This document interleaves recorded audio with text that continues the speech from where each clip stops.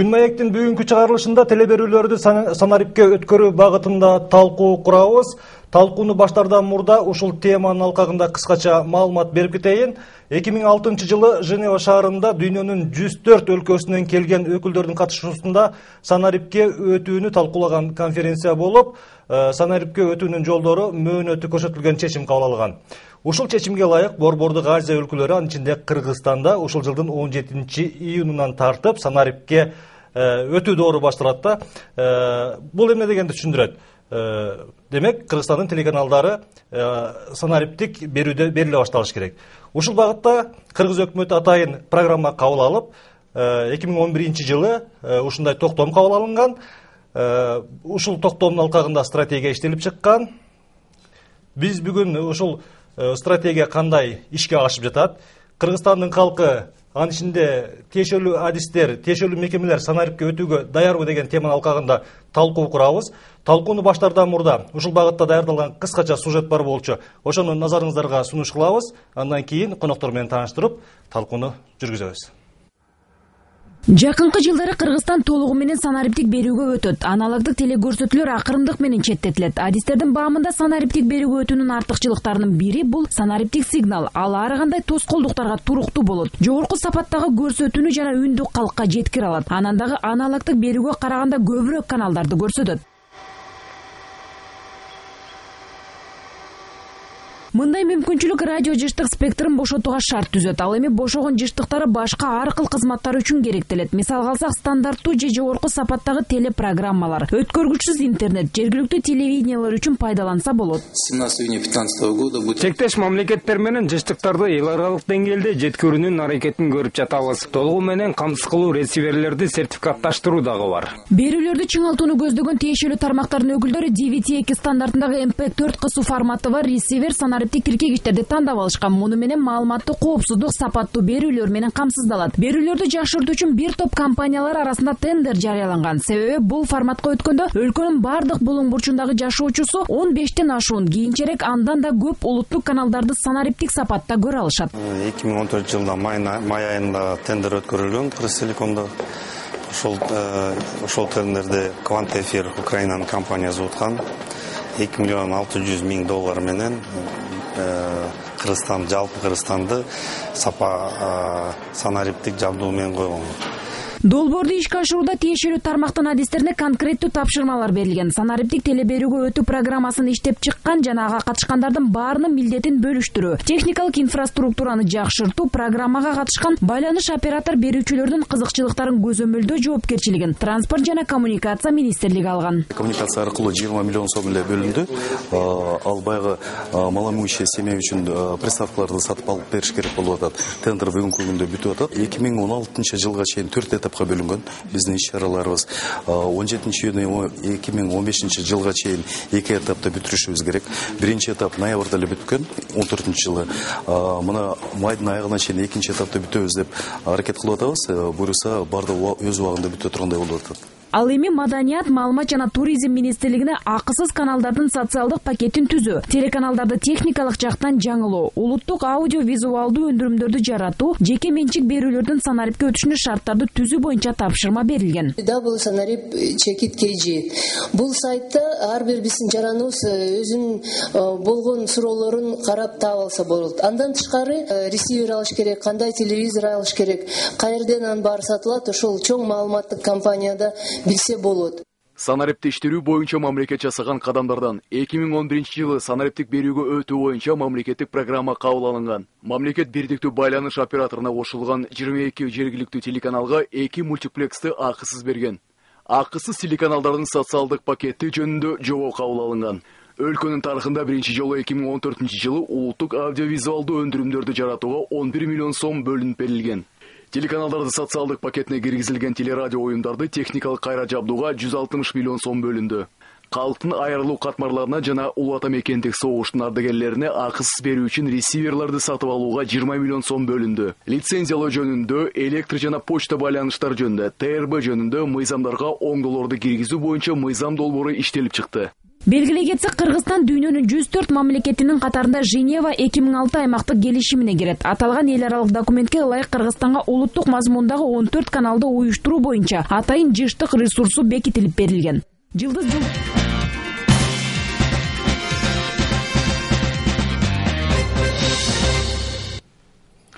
Өкмөттүн стратегиясынын алкагында пилоттук негизде Баткен обласы санариптик берүүгө өтүп, бүгүнкү күндө көрсөтүп келатат. Анын алкагында көптөгөн айылдар санариптик телеканалдарды көрүп жатышат. Биз бүгүн Кыргызстандын калган аймактарында санарипке өтүү, элге түшүндүрүү иштери кандай жүрүп жаткандыгын талкуулайбыз. Конокторубуз транспорт жана коммуникация министринин орун басары Эрнест Мамырканов, ошондой эле маданият, маалымат жана туризм министринин орун басары Айнура Темирбекова.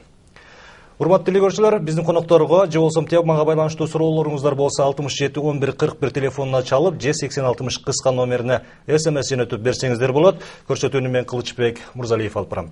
Алгач Эрнест мырза, сизден баштасак маекти? Анткени санарипке өтүү негизинен бул техника менен байланыштуу эмеспи? Бүгүнкү күндө санарипке өтүүгө даярбызбы? Анткени 17 июнга саналуу күн калды. 17 июнда биз толугу менен санарипке өтүшүбүз керекпи? Же аналогдук сигналдар иштей баштайбы? Өз негизи сиз азыр баягы көрсөтүп кеткен сюжетте аябай туура маалымат бердиңиздер. Мындай айтып кетсек, бүгүнкү күндө экинчи этап бүтүп атат. Аны биз буюрса майдын аягына чейин бүтөбүз. Ал экинчи этапта эң негизги биздин максатыбыз чек аранын боюнда телевидениени толугу менен берүү аракет кылып атабыз да. Үчүнчү этапта мына ошол эле Кыргызтелеком айтып кетти, жылдын аягына чейин бүтүшүбүз керек. Акыркы 4-чү этап, өзү негизи 4 эле этап бар. Бул баягы Баткендеги пилоттук проект айтып кетпедиңизби? 2009-жылы DVB-T деген стандартта берилип калды да, ал сигналчы. Ошол 4-чү этапта ошол бүт жабдыктарды DVB-T2 деген стандартка өткөрүү маселеси калат. Эми ал буюрса 2016-жылы аткарабыз. Мындайча айтканда, негизи 17 июнь 2015-жылы биз ошол баягы Женева 06 деген келишимдин негизинде санариптик жыштыктарга приоритет берүүгө даяр болушубуз керек. Эгерде кокустан мына ушу бүгүнкү иштеп аткан аналоговый жыштык кошуна мамлекеттерге помеха бере турган болсо, алар бизге кат жазат. Мына ушул каналдар бизге санариптик көрсөтүүгө помеха берип атат. Ошондуктан ошол помеханы жокко чыгарууга аракет кылгыла деп. Биз болсо, эгерде ошол помеханы жок кыла албасак, анда өчүрүшүбүзгө туура келип калат. 17 июнда биз ошол өчүрүүгө даяр болушубуз керек. Бул аналог сигнал. Аналогты. Ошондуктан бүгүн чек аранын боюнда мына Баткенден баштап Чүй областына чейин, Ош областында алсак, Жалал Абад областын, Талас областына алсак, биз даярбыз өчүрүүгөчү. Бирок бүгүнкү күнгө чейин бирде кошуна мамлекет бизге эч кандай кат жөнөткөн эмес. Ошондуктан ойлоп атабыз, колубуздан келишинче канчалык узакка аналоговый сигналдын иштетүү маселесин чече алсак, ошончолук иштей берет параллелдүү. Эми ушул айтканыңыздан улам да, кошуна өлкөлөр дагы цифралык берүүгө өтүп аткандан кийин аналогдук сигнал аларга кандай помеха бериши мүмкүн? Мисалы үчүн, мына 2015-жылга чейин жыштыктардын баардыгы бөлүнгөн да өлкөлөрдүн ортосундачы, себеби бир диапазондо бир эле саналуу саны бар да жыштыктардын. Азыркы иштеп аткан жыштыктар 1961-жылы бөлүнгөн. 2006-жылы мына ошол келишимдин негизинде жыштыктарды кайрадан карап чыкканда, бүгүн мисалы үчүн бизде 9-чу канал мына Чүй областында иштеп атабыз го. Ал жаңы шарт боюнча Казакстанга өтүп кетет. Аларда 10-чу канал бизге өтүп кетет. Биз алмашып алышыбыз керек. Бирок эгерде ошол эле Казакстан менен биз чечип алышсак, быйыл эмес, эмдиги жылы алмашабыз десек, анда эч ким бизге претензия койбойт. Биз ошол келишимдин шарттарын толугу менен аткаргандай болуп калабыз да. Рахмат. Айнура айым, ушул санарипке өтөбүз деп көп жылдан бери айтып келатабыз. Анчинде биз журналисттер дагы көптөгөн сюжеттер жасадык, маектерди уюштурдук, калкка колдон келишинче түшүндүрүү иштерин жүргүзгөнгө аракет кылдык. Сиздин баамыңызча ушул калк менен аралашып жүрөсүздөр, сурамжылоо жүргүзүп жүрөсүздөр, калкка толук эле жетиптирби? Бул багытта кандай иштер аткарылыптыр, кандай баа берет элеңиз? Ошол маселени чечиш үчүн бүгүн атайын биз чоң жарыялоо кылдык. Анткени бүгүн улуттук маалыматтык компанияны ишке киргиздик. Ошону официалдуу түрдө чоң пресс-конференция кылып, анткени ушул күнгө чейин биз мындай атайын ушул маселе менен иш жүргүзгөн жок болчубуз. 2015-жылы 17-нчи жакындаганынан биз атайын ушундай иштерди иштеп чыктык. Чын айтып кетсек, бюджетте акча бөлүнгөн жок бул максатка. Элге түшүндүрүү жумушту өткөрүш керек. Ошон үчүн биз жөнө турбай донорлор менен иш жүргүзүп, мындай бир жакшы жумушчу топ түзүп, чоң донорлор бизге жардам берип, ОБСЕ, Сорос, ООН деген баары биригип атайын бир чоң маалымат кампанияны иштеп чыктык. Бул компания айтып кетсек, эң биринчиден жанагы акысыз түз байланыш телефон 1212 номерде жана Мегаком, Билайн жана телекомдордон чалса түз акысыз ушул телефондор болот. Ага чоң салымын Министерство транспорта и коммуникация кошулду. Анткени сүйлөшмөлөрдүн баарын ошо министерство аркылуу өттү. Андан тышкары сайт ачтык, Sanarip.kg деген. Ошол сайтка толук маалыматтын баарын чогултабыз азыр, топтойбуз. Азыр бүгүнкү күнү чейин толук маалымат жок, бирок топтойбуз. Эң негизги дагы бир чоң жумуш бул эми жанагы телефонго чалгыла деген атайын ТВ жана радио роликтерди чыгардык. Эртеңки күн эмес, где-то бир 1-майдан баштап ошо телеканалдарга беребиз. Ошонун баарын көрсөтүп баштайт. Жерлерге барып атайын иштерди жүргүзөлүк деп атабыз. Бизге ушул технический партнерлорубуз Министерство транспорта и коммуникация бизге график берсе, биз ошо жака барып, ошо жактан бир атайын конференция болобу, тегерек стол болобу, жөн эле жолугушуу болобу, акимиатта айлык өкмөттөр менен атайын чыгарып алганбыз плакаттарды магазиндерде, аптекаларга тагып койгондо, айлык өкмөттүн доскасында. Ушунун натыйжасында биздин калкыбыз ушу маалымат алыш керек. Эң оңой тил менен жазылган ошол жерде маалыматтар. Эң биринчи орун ээлеген маалымат кандай телевизорду туташтырыш керек ушул Sanarip өтүү боюнча.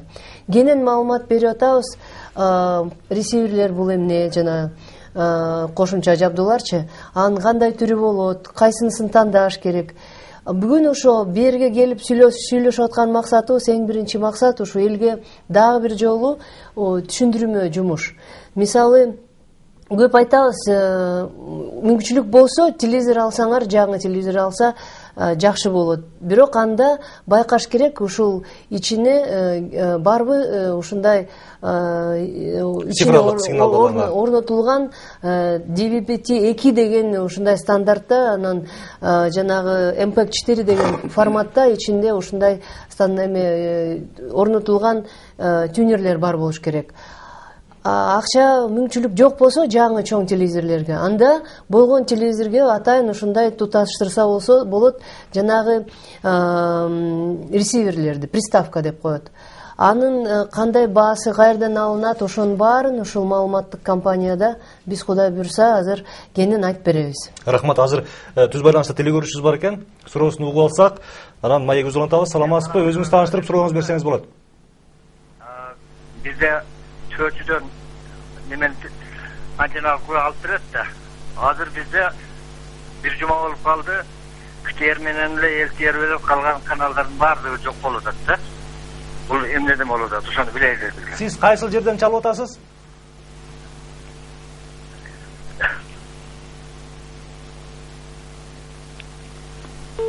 Байланыш үзүлүп калды окшойт. Дагы бир ушул өңүттөгү суроо бизден Сүлүктүдөн келди. СМС суроо. Биз Сүлүктүдөнбүз, эмне үчүн ОРТ менен РТР жок болуп кетти? Суранабыз, кайтарып берип көрсөтүңүздөрчү дейт. РТР менен ОРТ эмне үчүн Sanarip'тик көрсөтүүдөн өчүрүлдү дейт. Бул жагынан мындай эметиш керек да. Мурун мына мисалы үчүн өкмөттүн атайын буйругу чыкпадыбы? Социалдык пакет түзүлсүн, социалдык пакетке 8 телеканал кирсин деген. Бул буйрук чыккыча, мисалы үчүн Кыргыз Телеком өзү билгендей кылып, өзүнүн сунушу менен пакетке телеканалдарды киргизгенде, Баткенде, Баткен областында Сүлүктөдө мисалы үчүн эски баягы DVB-T деген формат иштеп атат да. Ошону эске алып коюшубуз керек. T менен T2-нин айырмасы кандай бар? T стандартка 8 телеканал болуп атат. Т2га болсо 15 телеканал болуп атат. Мына ошол буйрукту аткарыш үчүн алар батпаган телеканалдарды сценариптен чыгарып койду да. Бирок бүгүнкү күндө аналоговый сигналды кайсы жерде ОРТ, РТР көрсөтүп аткан болсо, ошол жерде кадимкидей эле көрсөтүп атат. Ал өчкөн эмес. Просто ошол баягы социалдык пакеттен чыгып калган да. Дагы бир түшүндүрмө айтып кетсек, мына мурун ушундай алыскы райондордо 1 же 2 эле телеканал көрсө, мына санарипке өткөндөн кийин 15 каналга чейин көрсө болот. Бүгүнкү күнү мына 8 канал кирген. Ал деген жанагы КТРК, Маданият, Баластан, ЛТР, биринчи жанагы 5 канал, Пирамида деген каналдар, Мир деген каналдар уже алыс жерлерге жетет. И ар бир областта дагы бир областтык телеканал кошулуп, чогуу 8 канал түзөт. Биз азыр дагы 4 каналды кошуп атабыз. Бизге ушунда атайын тапшырма келди өкмөттөн. Дагы спорт, музыка, ден соолук деген каналдарды кошуп атабыз. Бул социалдык пакет деген бул негизи мамлекеттин пакети. Ошон үчүн түшүндүрүп кетиш керек, эмне үчүн ал жерде Россиянын каналдары жок. Мисалы, Россиянын өзүн алсак, анын өзүнүн мамлекеттик канал пакеттин аты федеральный, первый федеральный мультиплекс. А жерде мисалы же Туркиянын же Кыргызстандын телеканалдары жок. Ошондой эле Таджикистан, Өзбекистан, Азербайджанды, Казакстанды алсак, баарын ушундай биздей мамлекеттик мультиплекси бар. Алардын аталышы башкача, бирок негизи мамлекеттик каналдар. Эң биринчи ушундай пакет түзүлгөн. Анын арасында жалаң эле мамлекеттик анан өзүнүн Кыргызстанда чыккан каналдар кирет. А тышкары каналдар, мына экинчи мультиплекс деп аталып атабыз, айырмасы социалдык пакет менен жок. Элге акысыз кандай жанагы приставка сатып алса, кандай социалдык пакетти кармаса, ошондой эле россиялык каналдарды кармай берет. Жанагы айтып кетиш керек, обязательно дециметровый антеннага көңүл буруш керек да. Биз көп эле телевизор менен эле приставканы айтып атабыз. Дагы бир чоң нерсе дециметрлык антенна керек. Ошон үчүн биз жанагы Санарип KG сайтка передатчиктер кайерге орнолот, мындай бир картага жайгаштырып көргөзөлүк деп атабыз. Ошондо антеннаны настройка кылып, кайсы жеринде көрүнүп турат, мисалы сулюкта да кайсы жерде турат передатчик. Ошондо жанагы телевизор анан кошумча жабдууну туташтырып атканда антеннаны ошол жака каратып коюш керек. Ошол биз жанагы түшүндүрмөдө кеңирээк айтып кетебиз. Рахмат. Азыр түз байланышта дагы бир телегөрүүчүбүз бар экен, суроосун угуп алсак. Саламатсызбы? Өзүңүз тааныштырып, сурооңузду берсеңиз болот. Алло. Угуп атабыз сизди. Мен Ноокаттан, Абдымомун. Угуп атабыз. Угуп атабыз. Мына биз жаңы жылдан алдын Т2 алдык эле, Т2чы. Айта бериңиз. Анан ону бир ай көргөндөн кийин үзүлүп алып жок эми. Тартпай атат, качан тартат, канча канал менен чыгат. Рахмат. Эрис мырза, бул сизге болуш керек. Негизи эле ушундай ресивер деп атабыз, бирок алардын жарандары мына базарда сатылып аткандары сатып алып туруп күйүп кетпейби? Анткени алардын сапатына ким жооп берет? Сапаттуусу канча турат, сапатсыз мындай жөнөкөй эң арзаны канча турат? Ошого боюнча элге түшүндүрүп кетсеңиз. Өз негизи приставка боюнча мындай действительно ушундай ситуация болуп атат. Себеби бизде өз негизи мыйзамда бүт талаптары бар. Сертификациядан өтүш керек, баягы чек арадан предпринимательга алып келип атканда. Бирок бизде приставканы өз негизи любой предприниматель алып келсе болот да, Кыргызстанга алып келип сатыш керек да ошону. Бирок бүгүнкү күндө, мына бүгүн пресс-конференцияда байланыш агентствосы айтып кетти. Мына ушул азыркы күнгө карата 605 эле приставка сертификациядан өттү. Калган мына ушул базарда сатылып аткан приставкалардын бардыгы анын гарантиясы жок. Себеби биздин шарттарга туура келеби, келбейби, талаптарга жооп береби, жооп бербейби, ошону эч ким аныктаган эмес да. Ким караш керек ушул нерсени? Негизи байланыш агентствосы. Бирок ал барып текшербейт. аларга ошол предприниматель мен Кыргызстанга 10.000 приставка алып келет, ушуну текшерип бергилечи, сертификат бергилечи деп атайын алып барат аларгачы. Тиги сертификацияны лабораторный испытание өткөрүп туруп анын жообун берет. Биздин шарттарга туура келеби, туура келбейби, талаптарга жооп береби, жооп бербейби депчи. Эгерде ошол жооп берет десе, анда сатыш керек да. Баасы канча ушулардын? Баасы негизи мына бүгүнкү күндө эгерде базарда ала турган болсок 1000 сомдон баштап 7000 сомго чейин. Анын түрлөрү дагы көп болот. Себеби анын ичинде баягы жесткий диск өзүнүн запись кыла турган мүмкүнчүлүктөрү бар, интерактивди колдой турган мүмкүнчүлүктөрү бар. Бирок ошол эң арзан приставканы ала турган болсо, мына мен мисал үчүн акыркы 6 айдын ичинде 6 приставка сатып алгам. Анын экөөсү күйүп калган. Аны ремонт кылса болбойт экен. Негизичи кайрадан алмаштырыш керек экен. Эң арзан приставкаларды. Азыркы айтып кеткен телекөрүүчү мүмкүн анын платасы дагы күйүп калгандыр. Мына көрсөтүп атып жок болуп кетти дейт. Биз аны аныкташыбыз керек да. Сигнал жок болуп кеттиби же ошол приставка күйүп кеттиби? Биздин маалымат боюнча мына ушул 6 ноябрда кайсы жерде биз санариптик көрсөтүүнү баштаган болсок, бүгүнкү күндө иштеп атат. Значит, ошол приставканы бир карап көрүш керек болуп атат да. Эми ушул гарантия берилген, сертификаты бар приставкаларды алып келебиз деп фирмалар өздөрүнүн баягы арыздарын жаздыбы? Сиздерге кайрылыштыбы? Мына айтып атпаймынбы, 605 эле бул мыйзамдуу келгени деп айтып атасыздар. Бирок мисалы менин фирмам болсо, мен Кыргызстандын калкын ушунча приставка менен камсыз кылып берем, баасын мынчадан болот деп туруп баягы арыз жазып кайрылган учурлар болгон жокпу? Жок, андай арыздын жазыш кереги жок. Кереги жокпу? Кереги жок. Мыйзамда андай талап жок. Рахмат. Азыр кечиресиз, түз байланышта дагы бир телекөрүүчүбүз бар экен, суроосун угуп алсак. Саламатсызбы? Угуп атабыз, сиздин сурооңузду берсеңиз болот. Саламатсызбы? Саламатсызбы? Алло. Угуп атабыз. Мен Лелектен Акылбек. Ушун санариптик долбоорго спорт каналын кошуп койсоңуздар. Рахмат. Рахмат. Санариптик спорт каналды. Жаңы эле айтып кеттим. Ошол социалдык пакет деген ошо санарип телеберүүгө өткөндө эң биринчи ошол социалдык пакет түзгөнбүз. Ошо жерге мына башка каналдардан тышкары мына жаңы эле айтып кеттим, азыр токтомдуу макулдашуу өтүп атат. Ошо жерде спорт, анан музыка, анан ден соолук деген дагы жакшы 3 кызыктуу телеканал кирет.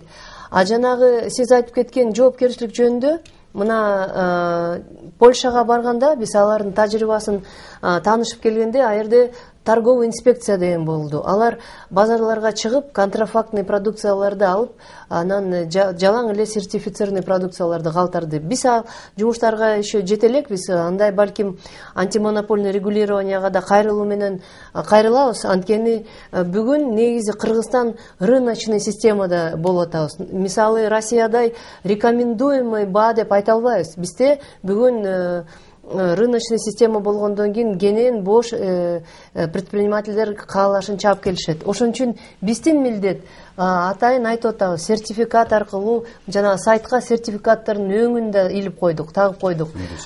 Ошол сертификат кандай көрүнөт. Ошонун баарын сурап караса, жанагы сапатсыз ресиверлерди алганга аз мүмкүнчүлүк түзүлөт.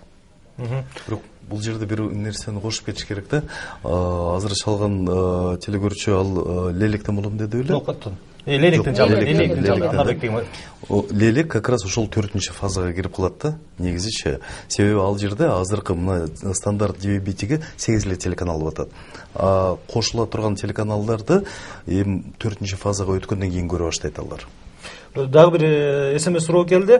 Өзгөндө азыркы учурда 2 эле канал тартууда. Бизде ДВТ 2 тунери бар дейт. Такыр начарлап кетти акыркы убакта дейт. Кызылкадан бизде Т2 тунерден Өзбекстандын каналдары көбөйдү дейт. Өзгөн боюнча бизге сигнал келген. Биз 2 жума мурун аны караштырганбыз. Атайын группа чыккан, текшерип көргөн. Действительно, ал жерде баягы мощности азайып калды. Бирок ал техникага байланыштуу проблемалар болуп атат. Аны Кыргызтелеком жакын арада чече тургандай болуп атат. Ошол санарипке өтүү боюнча өкмөттүн стратегиясында баягы санариптик берүүнү кабыл албаган эски телевизорлорду Кыргызстанга алып келүүнү чектөө боюнча өзүнчө бир пункт бар да. Ошону ким көзөмөлдөйт? Жок, именно ушундай айта турган пункт жок ал жердечи. Бирок ал жерде негизи баягы жаңы келип аткан телевизорлор ошол биз койгон талаптарга жооп берсин, ошону караш керек деген атайын бир пункту бар. Бүгүнкү күндө азыр айтып кетпедикпи, бизде эркен экономика эмеспи, биз ВТОнун мүчөсү болобуз да. Ал жерде эгерде ошол телевизор дүйнө жүзү боюнча стандартка ылайыктуу болсо, биз ага чек кое албайбыз. Ал кире бериш керек. Бирок биз айтып кеттик, эгерде ол DVB-T2 деген стандартты колдобосо, аны приставка аркылуу кошуп көрсө болот да. Биз өзүбүз тараптан айтышыбыз мүмкүн. Мына ушул Т деген стандарттагы телевизорду албагыла. Себеби ал уже бүгүнкү эски стандарт, бизге ылайыктуу эмес. Жакында мына ошо бир эле Баткен областы болуп атат азыр Т стандартта, бирок ал дагы жакында Т2га өтүп калат да.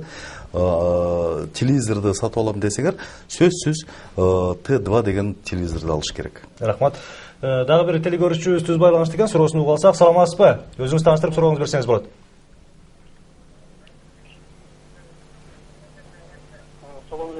Саламатсызбы? Угуп атабыз. Эмре битта суроом бар да, неге телевизор көп каналдар катып калып атат да, кино көрүп атсаң жакшы көрө албайсың. Рахмат. Бундагы ошол эле баягы приставканын сапатын айтып атпайбызбы? Өзү негизи аналоговый сигнал менен санариптик сигнал немен айырылмаланат? Бул аналоговый сигналда поточный кетет да. Ал баягы катып калбайт. Биз мурун баягы спутниковый телеканалдан көрүп атканда кубик болуп калат эле го. Бул ошол эгерде приставка келип аткан потокту өз убагында обработка кылып бере албаса, ошондой болуп приставка мындай токтоп иштей баштайт да. Ал приставкадан дагы болушу мүмкүн. Эгерде кошуналарды сурап көрүш керек, кимде башкача приставкасы бар же баягы телевизор бар. Эгерде ал кошуналарды жакшы көрсөтүп аткан болсо, значит ушул приставка маселеси. Бир приставкага канча телевизорду кошсо болот? Бир эле телевизор. Ошону мындай көбөйтүп кошконго мүмкүнчүлүк жокпу? Рахмат. Дагы айтып кетиш керек, ушул приставканын дагы бир жакшы жагы кандай? Мына биз жаңы эле социалдык пакет деп мамлекеттик каналдар жөнүндө айттык. Башка өлкөлөргө караганда Кыргызстанда дагы бир жанагы только аты стратегия эмес, программа. Ошол атайын программада жакшы нерсе каралган. Менчик каналдарга вот биздин милдет болчу шарт түзүү. Алгандай биз атайын буйрук чыгарып бердик. Ал жерде жазылып турат программада. Ушул 1 сентябрь 2012 жылы Кыргызстанда кайсы менчик каналдар жыштыгы бар, аналог жыштыгы бар иштеп аткандар, ошолор баары бириксе, анда аларга 2 мультиплекс берилет деп. Бул негизи бул чоң мүмкүнчүлүк. Биз жаңы коңшу өлкөлөргө барганда алар каныкүдөй согушкан менчик каналдар каерде болобу санариптке өткөндө биз башында эле иштеп чыктык анычы. Мына бүгүнкү күнү 22 телеканал Кыргызстанда иштеген боюнча. Ошол эле Башар ТВ, МТВ, Антен ТВ, 7 канал, Сентябрь, жанагы НБТ, НТС бүт менчик телеканалдар Кыргызстанда жайгашкан бүт баары. Биригип атайын бир оператор связьты түзүштү. Анан мына 17 апрелде 2 мультиплекске ээ болушту. Лицензия берилди. Алар да азыр өзүнүн сетин куруп атат, бирок элге биринчи этапта акысыз таратат ошол сигналдардычы.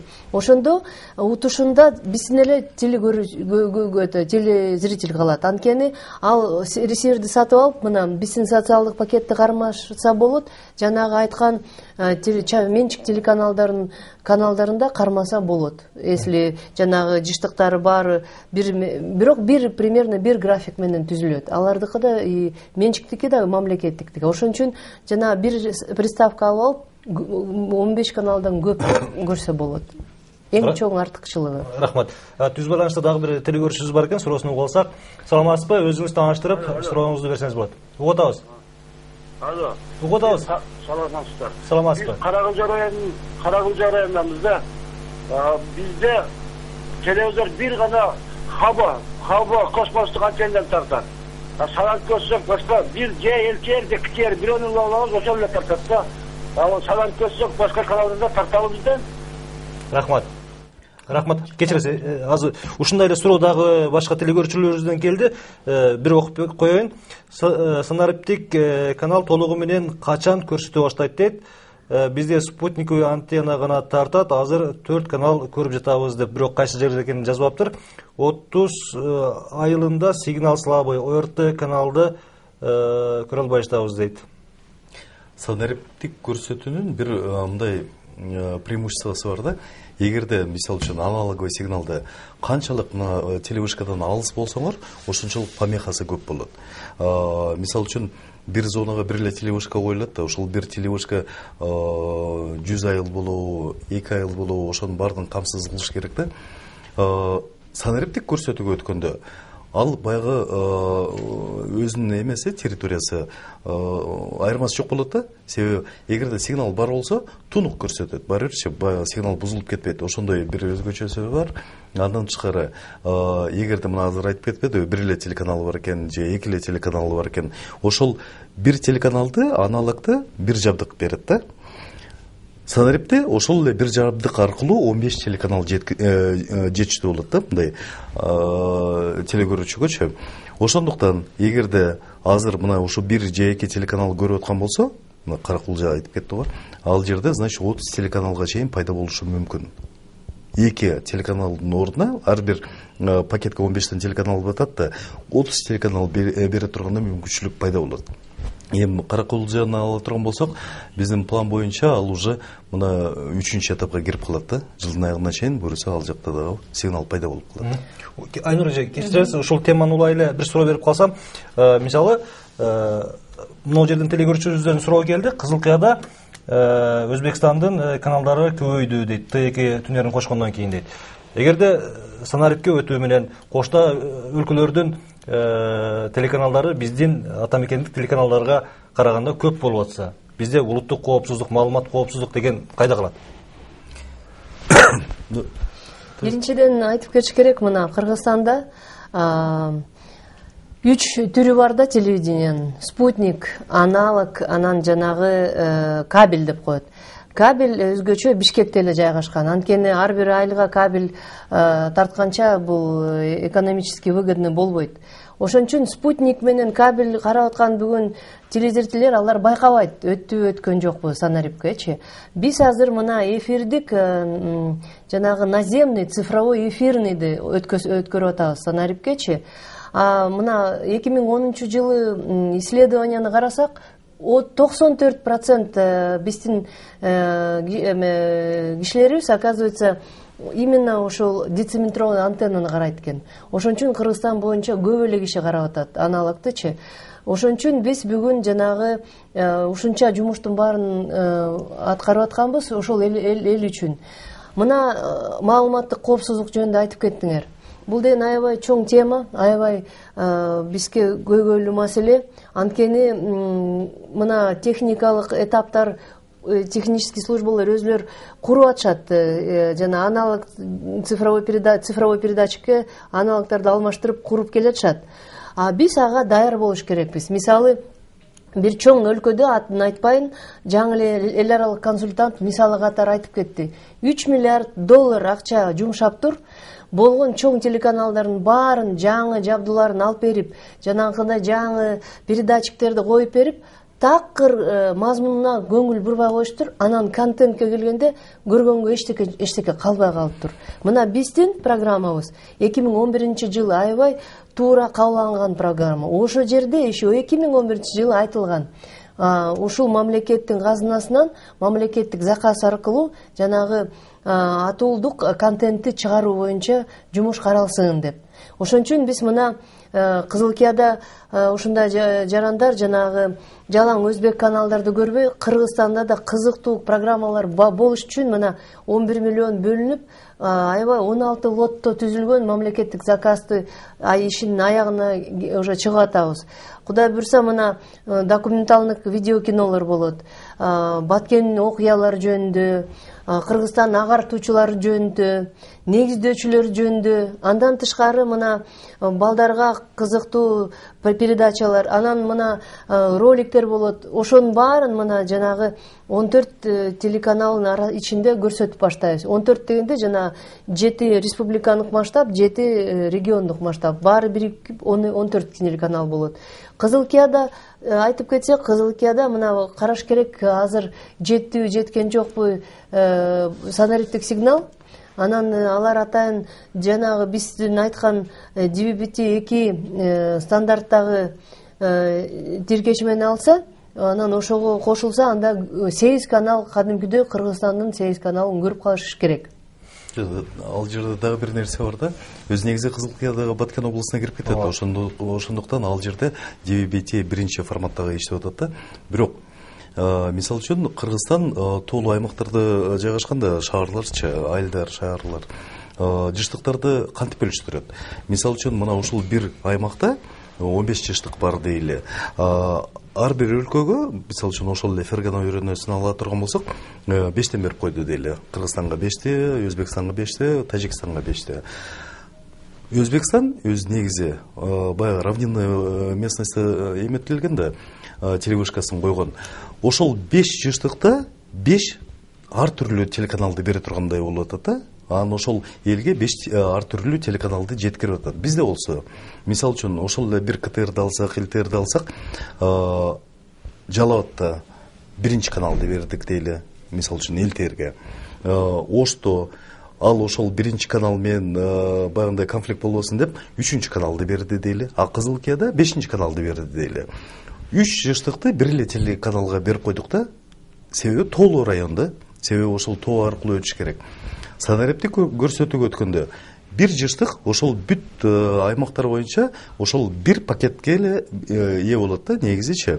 Ошондуктан жакын арада ошол эле Баткен областында, Кызыл Кияда болобу, менчик, азыр айтып кеткен баягы менчик телеканалдар өзүнүн жабдыктарын кое баштайт. Аларды кошкондо, социалдык пакетти кошкондо бизде негизи ар бир ушундай чоң-чоң шаарларда 45ке жакын биздин телеканалдар пайда болушу мүмкүн. Кыргызстандык телеканалдар болобу, же баягы партнерствода Россиялык, Казакстандык телеканалдар болобу, ошонун саны менен кошуп биз өзү негизи ошол кыргыз көрсөтүүсүн көбөйтүшүбүз керек да. Рахмат. Азыр СМС суроолорго кезек берсек, мүмкүн көңүлүңүздөргө алып коесуздар, мүмкүн жооп бересиздер. Санарип болобу, башкасы болобу, түштүктө ОРТ көргөзөбү дейт. Дагы бир суроо, Өзгөн району Заргер айылында приставка антеннасы менен сатып алсак да тартпай жатат дейт. Өзгөндө санарипке өтөбүз деп ноябрь айынан берүүлөр сапаты түшүп, элде нааразылык көп болууда. Качан нормалдашат дейт. Ушул теманы улайлы, мен дагы бир суроо берип коеюн. Мисалы, Кыргызстанда мамлекеттин колдоосуна муктаж 105 миңге чукул үй бүлө бар экен. Бул расмий катталгандар. Сиздерге ушуларга приставка сатып бергиле деп 20 миллион сом бөлүндү. Ушулардын баарына приставка сатып бергенге жетеби? Жок, жетпейт. Негизи эгерде мына приставканын тендери бүтүп атат, кийинки жумада жыйынтыгы чыгат дейбиз го. Азыркы күндө орточо баасы 1,5 миң сомдон 2 миң сомдун тегерегинде болуп атпайбы? Ошол 20 миллионго эсептеп көрсө 8 миңден 12 миңге чейин эле приставка келет экен. Ошондуктан биз азыр мына ушул биринчи өткөрүп аткан тендерди Минсоцразвитие менен кеңешип туруп, Минкультура менен кеңешип туруп, баягы ветерандарга сөзсүз бере тургандай болдук. Анан ошол чек аранын боюнда жашаган адамдардын именно ошол социально уязвимый үй бүлөлөргө именно в первую очередь тарата тургандай болдук да. Кийин болсо буюрса мына донорлор менен сүйлөшүүлөр жүргүзүлүп атат. Кийинки экинчи траншта дагы кошумча акча бөлүп беребиз деп атышат. Ал маселени өзүнүн планы менен чече тургандай кылып аракет кылабыз. Дагы бир СМС суроолор келди. Спорт каналы качан ачылат? ОРТ менен РТР качан көрө алабыз? Негизинен көрөбүзбү жокпу дейт. Каракулжада радио тартпайт, санарипке өтсө кандай болот дейт. Эмне үчүн Баткен областында Россия каналдары көрсөтпөй калды? Буга жооп бериңиздер. Каракулжа районунан качан коюлат? Июнга көрөбүзбү дейт. Кыска жооп берип койсоңуздар, анткени убактыбыз өтө аз калды. Россия каналдары айтып кеттик башында. экинчи мультиплекске кетет. Экинчи мультиплекстин графиги качан ишке кирет? Экинчи мультиплекстин графиги бар. Алар мына 2015 жылдын аягына чейин 86% жетишти, жетишпесе 2016 жылга чейин кетет. Потому что анткени алардын отдельно өзүнчө цифровой передатчиктер коюлуп, отдельно өзүнчө сеть куруш керек. Бирок аналог өчүрүп эле Россиялык телеканалдар бүгүн көрсөтүп атат.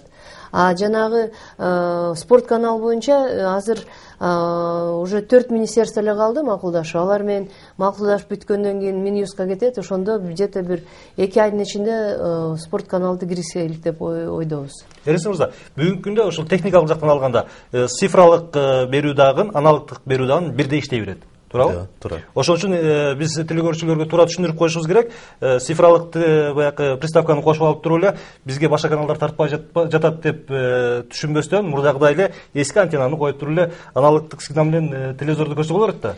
Ошол арзан приставкалардын ушундай жери бар да. Мисалы үчүн, эгерде телевизорду сатып алам десеңиздер, анын өзүнүн преимуществосу бар. Ал одновременно аналоговыйды дагы, цифровойду дагы кошуп бир көрсөтөт. Ошон үчүн анын өзгөчө ушундай преимуществосу бар. Жаңы телевизорлордо. Жаңы телевизордо. Ошондой эле приставкалары бар, бирок алар кымбат приставкалар. Одновременно сразу аналогты дагы цифраны көрсөтөт да. А мына арзан приставкалар же аналогты көрсөтөт, же цифраны көрсөтөт. Ошол үчүн жанагы телефонду уюштурбадыкпы? 12-12 деген бул саат эртеменки 9-тан кечки 22-ге чейин чалса болот ошол жергечи. Адистер жооп берип турат. Адистер жооп берип, ошол адистерди азыр окутуп өткөзүп атабыз атайын. Анан ошол мисалы жооп таппай калынса, анда бизге ал суроолор келет, анан биз ошо башка адистер кайра даярдап, кайра ал кишилерге жообун сөзсүз түрдө айтып беребиз. Рахмат.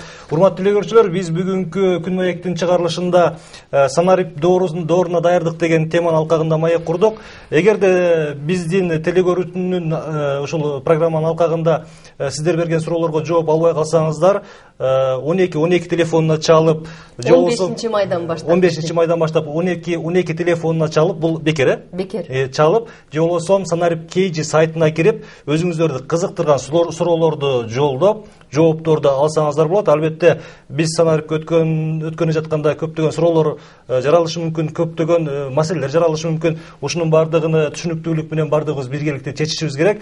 Көрсөтүүнүн бүгүнкү коноктору транспорт жана коммуникация министринин орун басары Эрнес Мамырханов, ошондой эле Маданият, маалымат жана туризм министринин орун басары Айнура Темирбекова болду.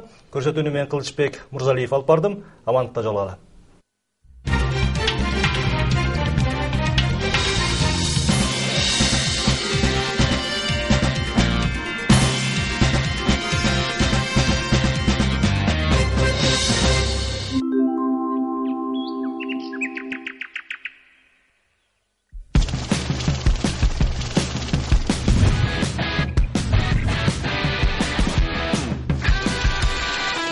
Мен дайыма Facebook, Instagram'da отурам. YouTube'дан роликтерди көрөм, музыка жүктөйм. Мен смартфонум жаңыланууну өзү жүктөйбү же интернет трафикти колдонуп